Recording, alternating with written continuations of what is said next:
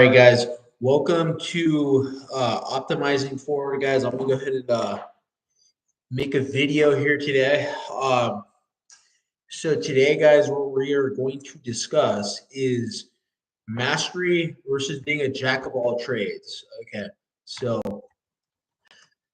I'm gonna try to get back into a regular uploading schedule.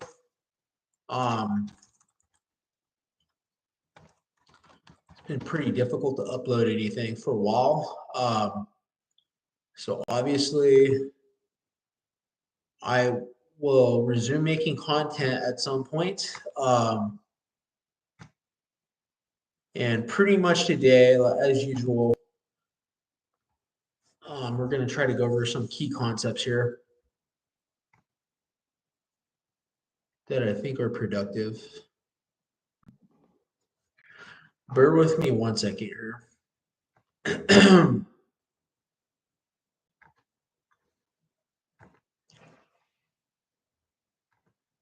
So one of the things I like to do is to visualize concepts so that way we can extrapolate what we're trying to understand. So it's going to take a while to load for some reason. Let's see here.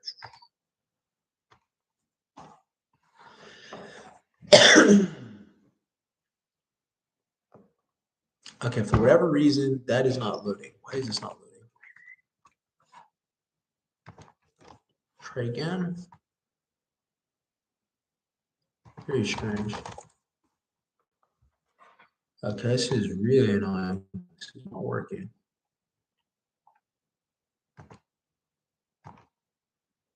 Okay, so yeah, guys. So let's go ahead and go over this. Right. We're going to talk about,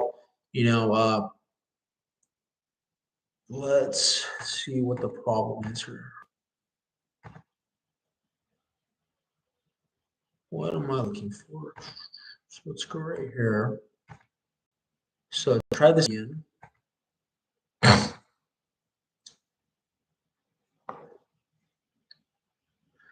Just bear with me one moment here.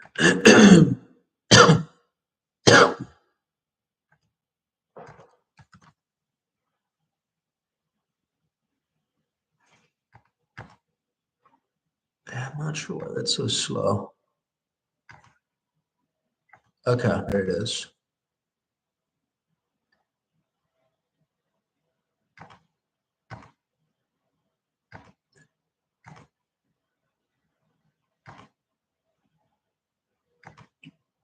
I'm not sure why that's not sharing.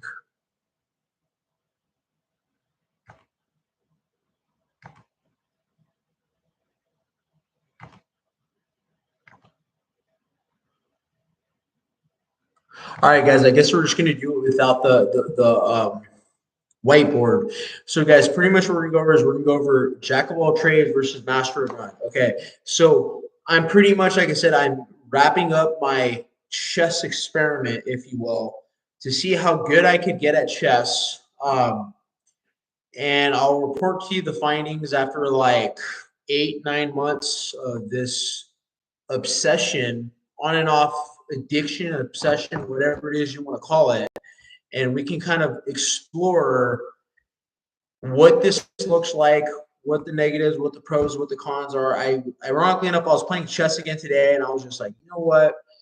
Let's just stop doing this. This is getting really stupid. It's just like I'm putting all this time into something, and it's like, at what point will I make any money out of this? I would like a better situation. So I was like, you know what? We're just not going to do this. So I have been on both ends of the spectrum, jack of all trades, master of none, right?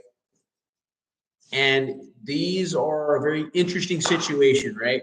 In one context, you have the jack of all trade, where you basically have a wide range of interests. You do tons of different things, and you know a lot of different stuff, but you're not really good at anything. Whereas in the reverse corollary, you have the master of one, and you're insanely good at something at the cost of everything else, right?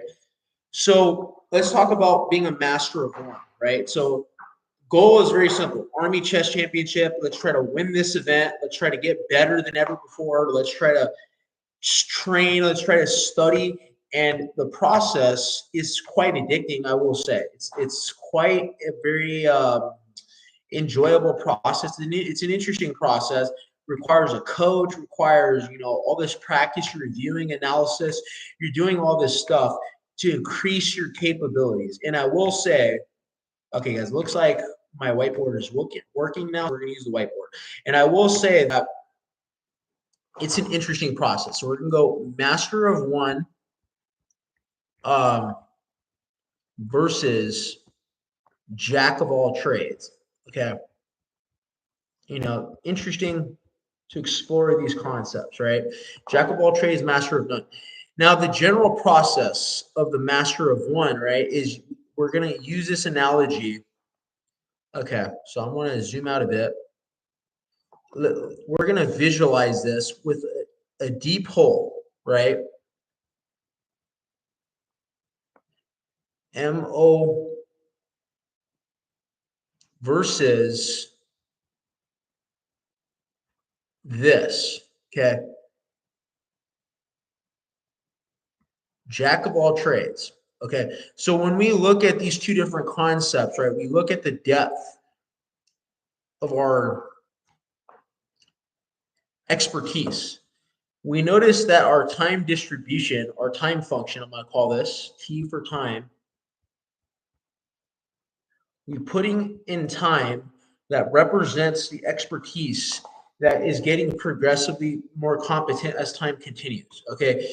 Now, the problem is, simply put, with being a jack of all trades, right, is you don't really get beyond the intermediate stage. Okay. Now, I will say, I think I came pretty close to getting to the advanced level in chess. I would say over a year, I probably got to maybe about right here, which is about 1800 to 1700 in chess, right? And it required, I would say, an obsessive focus. You basically need to be obsessive to get very good. To be frank with you guys, I don't think the majority of you guys could get very good at chess or anything of true capability without some type of an obsession. You need to be obsessive to get insanely good. Okay. And this is a very big conundrum, right? If I'm not obsessive, how do we get to these greater layers of expertise? And really, what I keep noticing with a lot of different people is we all seem to have roughly the same problem. Basically, everybody can't focus on anything for a long enough period of time to get good at something. I see it everywhere. I talk to people, they have multiple interests, but they just suck at everything. And I find it quite embarrassing because nobody is willing to commit to anything, right? And you'd be like, well, Drew, you didn't commit to chess, you didn't do this, you didn't do that. You didn't do these things, so you didn't commit. And I will say, in response to that, I think the problem is that there's no financial incentives I can use to justify such a monumental time investment. Okay. It is probably 5 to 7 hours a day at least after getting off work to make a great deal of money or make a great deal of expertise, and there's just simply not enough incentive there. So the other thing we should distinguish is that there is an incentive required to get very good at something. If there's no incentive, you need a great incentive, and even incentive, I would argue, is not even really enough to get very good at something. So there is a shortage, I think, right now in this market. There's a shortage of experts. A lot of people are saying that experts are going away. Experts are getting more and more rare by the day, guys. And I think the reality is the reason why, this is the case is because, okay, why is that not working?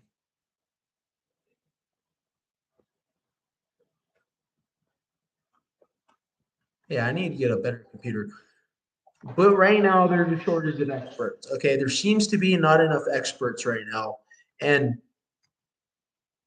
we're seeing a lot of different stuff right now, right? We're seeing markets are going down. We're seeing tariffs. We're seeing AI, artificial intelligence, we're seeing automation, we're seeing so many different things that we have never seen in the history of mankind. We've never seen all this stuff before. We're seeing so many different things. We're seeing declining wages. We're seeing shortage in housing market. We're seeing an insane amount of stuff. And it's not clear how we can progress forward in this chaotic time. But what we can identify is that there's a shortage of experts. There's not enough experts right now that are being well compensated. If you are, for example, a cybersecurity specialist, or you're a software developer in the top 10%, you're making in excess of $200,000 to $300,000. But if you're not an expert, you're not making compensation. You're not being well compensated. But the other thing that is worthy of noting is that there also seems to be a problem with focus. There seems to be a problem with using a lot of time towards that one specific goal. That's the problem. There seems to be a difficult time doing the one thing. You need to do exactly one thing to get incredibly good at it. Okay. Interestingly enough, even with all that time I invested, I still felt like I sucked at chess. I still felt like I wasn't very good. I still felt like wow, there's so much I don't know. There's still so much that I think I underestimated about how hard it is to become an expert. So I think the other thing is, if you're trying to live the optimized life, or trying to live the better life, then we need to accept the fact that we are going to underestimate how difficult it is to become an expert. It's incredibly difficult. It's probably 7 times harder than you think it is. Probably 10 times harder, guys. Imagine running a 6-minute mile and you think that's fast. When in reality, you need to run a 4:40. But the thing is, guys, when you run a 6-minute mile and you try to get to a 4:40, trying to cut down another minute 40 would put you in the top 0.1% of all human beings on the earth in terms of mile times. Okay. That involves running 6 days a week, getting a coach, training, eating and living running, and eating and living running to get that good, guys. And I want to say this once again by prefacing this: you can't get very good at anything if you don't obsess over it. I truly believe that. If you don't have that obsessive component, that obsession, you're just not going to get there. Okay. And the other thing I noticed as I was going through my own process of this mastery is that I kept having periods where I keep burning out, I keep quitting, because I keep noticing how hard it is. Like, it's just ridiculously hard to get this fucking good. It's so challenging. It really is. It's so freaking hard. Okay.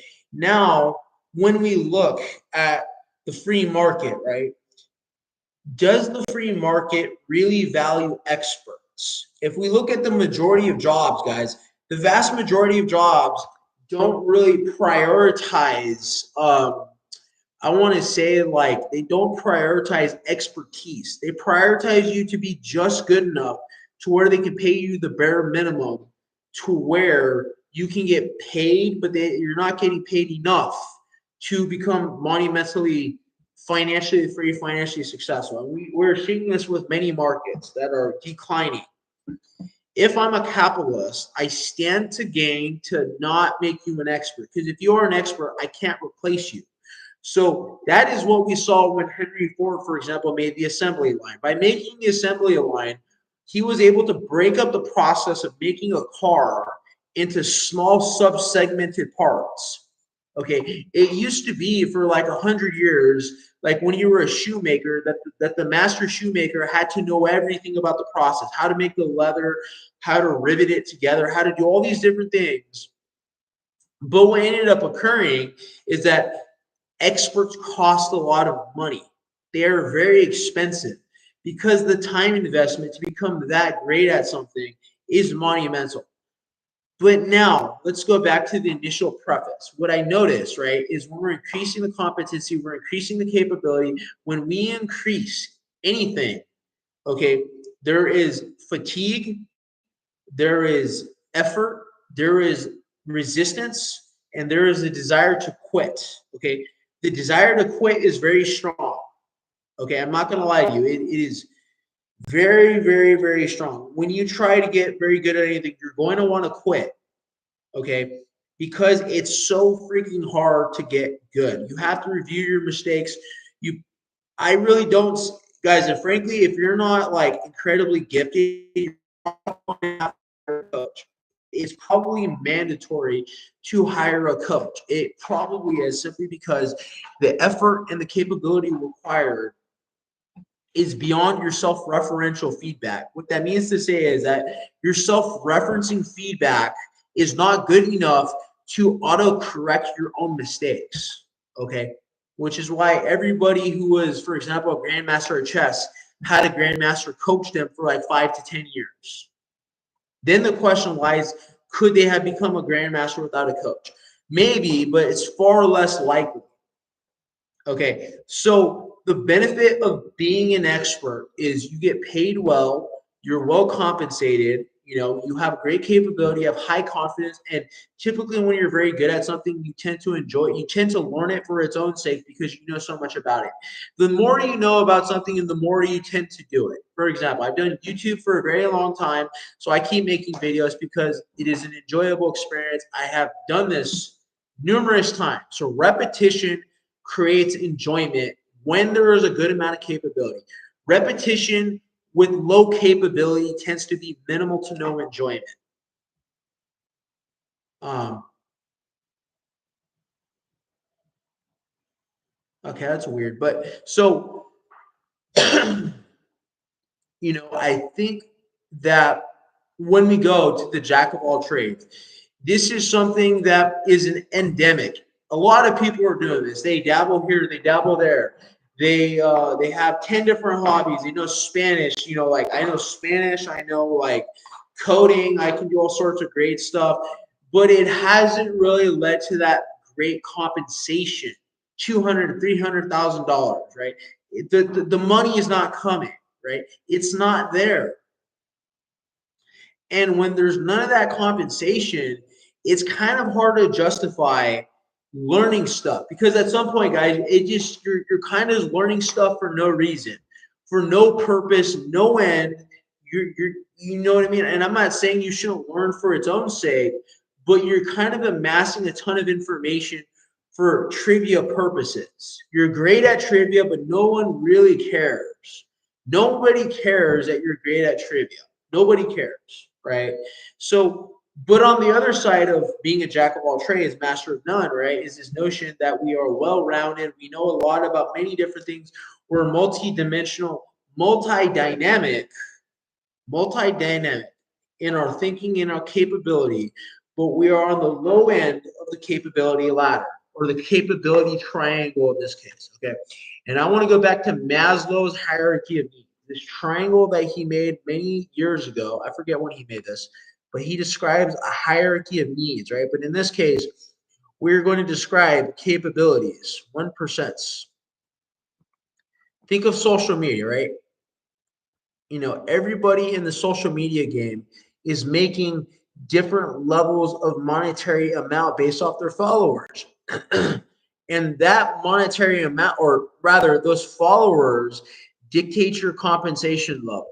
Where we find ourselves at on this capability triangle, that's what I'll call this. A capability triangle is going to define really what we can do in life. I am 28 years old, guys, almost 29. I've been on this earth for a long time, at least for 10 years. I've been an adult, and I'm learning these new things or these new inevitabilities about life, right?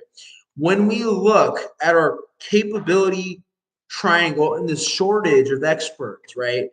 And we think about being a jack of all trades, master of none. What fundamentally is the right answer? Like, because that's what I like to concern myself with. What do we need to do to get to where we would like to get to? For the vast majority of us, we are often nowhere near where we need to be to. Almost always, we don't follow through. Follow through always seems to be something we are lacking. Following through. We don't follow through. We are making excuses. We're just simply not doing what needs to be done. You know what needs to be done, but you're not doing it. Okay. And, there are some people that are content being a master of none. And then there are other people who want to be experts, right? And there seems to be a pattern that I have observed with a lot of these so-called experts. Almost all of them have started at a very young age. So they have this thing called a time advantage that is very difficult to do when you are an adult.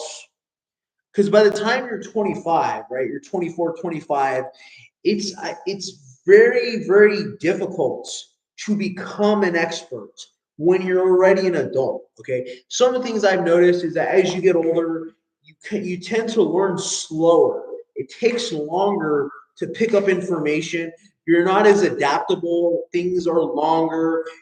I would even say you lose a little bit of creativity as you get older. Okay, I really do. I think because the thing is, as we get older, we accumulate biases about our life.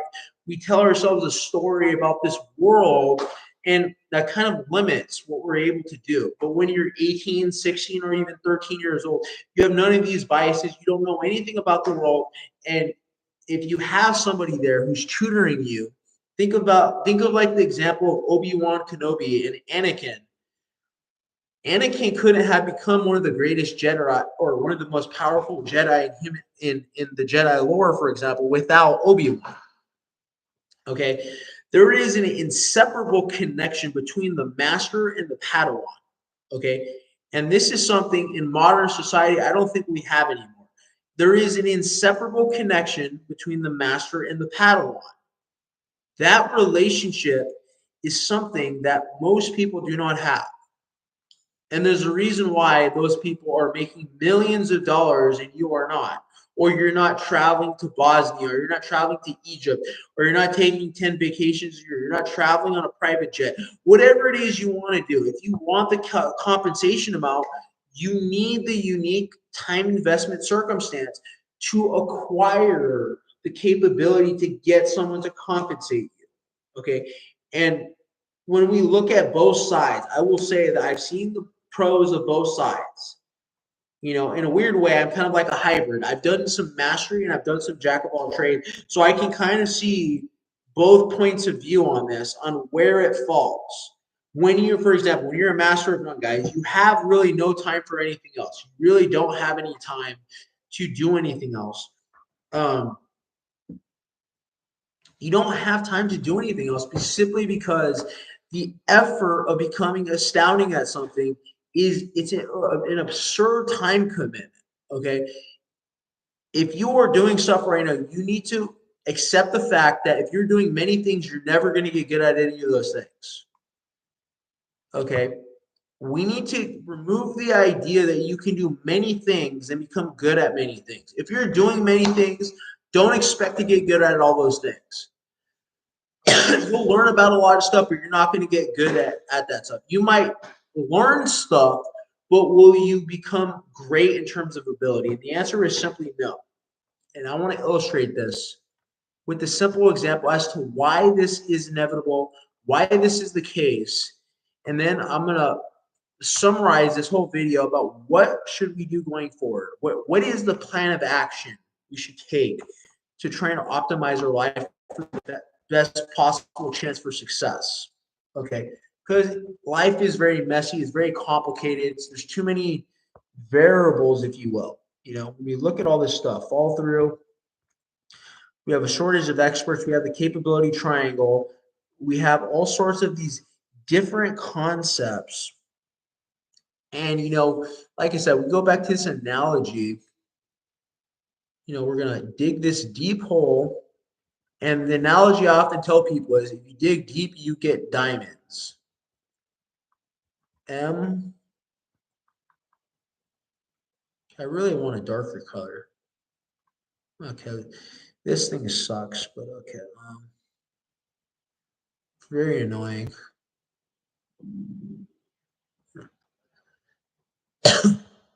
Trying to get it darker, but it's not darker. Very annoying. Okay, master.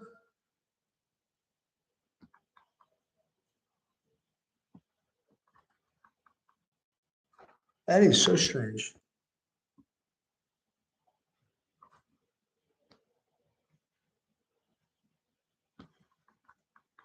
Huh, it's pretty weird. Okay, anyways, the whiteboard is not working, but it's fine. So the master of none, right? We have a master of none. The master of none, right? We have a master of none versus a master of one. Master of none, master of one. We dig deep, we get capability, and at the bottom of the hole is diamonds, things that will be well compensated, by which affords us the freedom in the living standard and the freedom of autonomy that we desire to do the things that we want to do, versus the master of none. And then in the master of none, what we tend to find is we know a wide range of things. We have small little shallow holes, but nobody particularly cares what you know. Nobody gives a crap about your trivia. Nobody cares about what you know.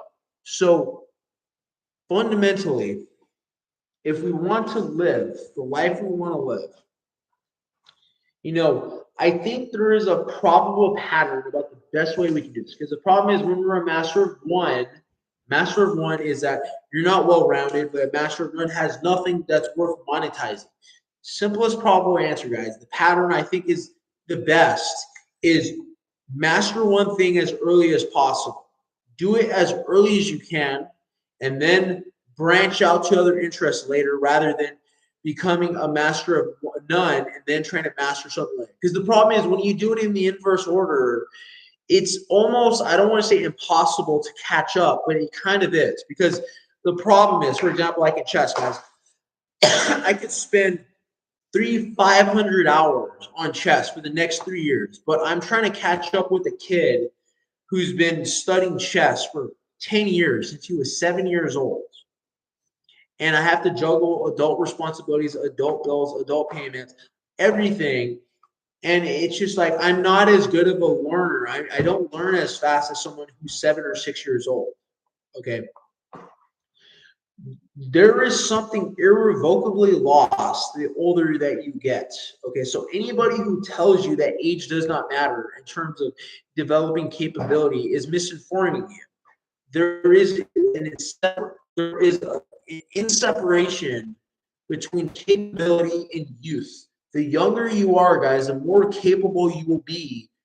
The longer you are on your journey of mastery. And then finally, there is an inextricable link between the master and the Padawan. And if you can acquire that master, if you can acquire that mentor, and you can stick with it, you can do it, you're going to live a fantastic life, guys. Those are the people owning the yachts. Those are the people traveling the world. Those are the people doing whatever they want, whenever they want. Those are the people flying private jets. Those are the people who are free. Those are the people that do the things that they want to do. Those are the people you watch on TV. Those are the people that get whatever the hell they want because they understood this formula. However, however, it's easier said than done. Do not underestimate the process of mastery. Don't underestimate it. I have done a wide range of stuff in my life, and I have heavily underestimated how difficult it was. It was far harder than I thought it was. Far harder. The amount of training, the amount of time. And then I think to wrap this up, right? The point I think we should learn from where we are at in our life, right? Because at the end of the day, we're trying to make sense of life itself. We're trying to understand where we are in this thing, right? We didn't ask to be here. We're just here on this ball, floating through space, doing our jobs, doing these things. We're getting paid. We're doing all this weird stuff, and we're trying to make sense of it all, right? And one of the things I encourage you to think about as you're trying to optimize your own life on optimizing forward, right, is we need to understand why these things are the way that they are. It's the first step to becoming successful, because when we think about success, we can't just simply say it happens by chance. We have to also recognize that being a master of none is not intrinsically bad. And because you're a master of none, that doesn't mean you can't be successful. Will you be as successful as a person who's being a master of one? The answer is person who's being a master of one.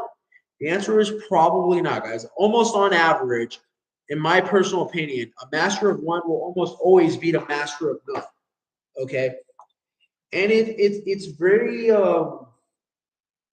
interesting that like there's so few people who are truly a master of one. It's in short supply right now, and there is a big room of opportunity in the realm of artificial intelligence, large language models. There's a huge room for great compensation if you can be one of those people that can be a master of one. Okay. So what I've discussed is we talked about the master of one versus the master of none. A master of one is well compensated, well capable, how and well knowledgeable with the self-sustaining self-interest of learning. But the downside is simply that there's a great time commitment. You won't have time for much else, and it will consume you. And you need an obsessive focus. It's almost a requirement. It's really, you really just simply can't become fantastic at something without being obsessive. If you're not obsessive, it's just not going to happen. Versus the master of none, who tends to be more well-rounded, tends to know a wide range, tends to be more flexible in their thinking, but on average is almost always far less compensated. They tend to be lower on the capability triangle, and their lives tend to be simply less interesting. Okay. Now, that is the final question I will pose for you for this video on optimizing forward. What is it you want from your life? That is the core question that leads everything else. What is the fundamental thing that you would like to do? How do you want to get there? And what is required to get there? Okay. The most likely answer is you're probably, if you want to live a more interesting life, if you want to do things that are curious, things that other people will never do, things that are beyond the realm of comparison, things that can be remembered, things that are uncommon, then you have to master one thing. I don't see any way around this. There really is no way around it. You can't like avoid it. You can't really dodge it. You can try to run a business. That's one of the few ways where a master of none can make up for the lack of capability. You have a wide perspective. You can build a business. You can try to do many different hats at the same time. Be the manager, be the worker, be the product designer, be the product manager, be the copywriter. Just keep swapping all these hats on, and you may come out well ahead. But typically speaking, to be objective, a master of one will probably always build a better business than a person who is a master of none. Okay, so on optimizing forward, let us be decisive, let's be intelligent, let's be wise, let's see where our capability lies on the capability triangle. Take an honest assessment, and you may find you're not as good as you think you are. You probably suck more than you realize. And when you get really good at something, you're going to find you're like, wow, I'm actually okay at this skill that I'm getting better at, but I still suck. And that is the other reoccurring thing that I learned as I was studying chess, right? The better I got, the more I realized I still suck at chess. I still suck. And that's what Tom Brady was talking about. You're always learning. The learning process never really ends. No matter how good you became, you still saw mistakes and errors and things that you could have done better. And in that sense, interestingly enough, mastery complements self-improvement. It complements the optimization process because it forces you to look at yourself, your mistakes, your flaws, your failures, and you have to review them. And you have to go over it and you have to see what happened. And you have to make a change in yourself to get a better results. And if you don't do that, you just don't get any better. And that is probably why the majority of people are not living the life they want to live, because you're not engaging in that painful process. It's a sucky process having to review your own failures. And I have failed more times than I can count. Okay. I have probably like 5,000 failures for every one success. Okay. And that's what I'll encourage you to think about. What do you want from your life? How are you going to get there? You can pick being a master of none, or you can pick being a master of one. From my experience on both sides, I personally think being a master of one is far superior than being a master of none. It's not even close, guys. As a matter of fact, I think it's far more enjoyable to be a master of one than to be a master of none. It's way more enjoyable. It's easier to focus on it. It's easier to get better than it is to juggle 10 things at the same time. It's not even close. Okay. That's all I have for you for optimizing forward. I hope you guys enjoyed this live stream. Please give me feedback below. Thank you.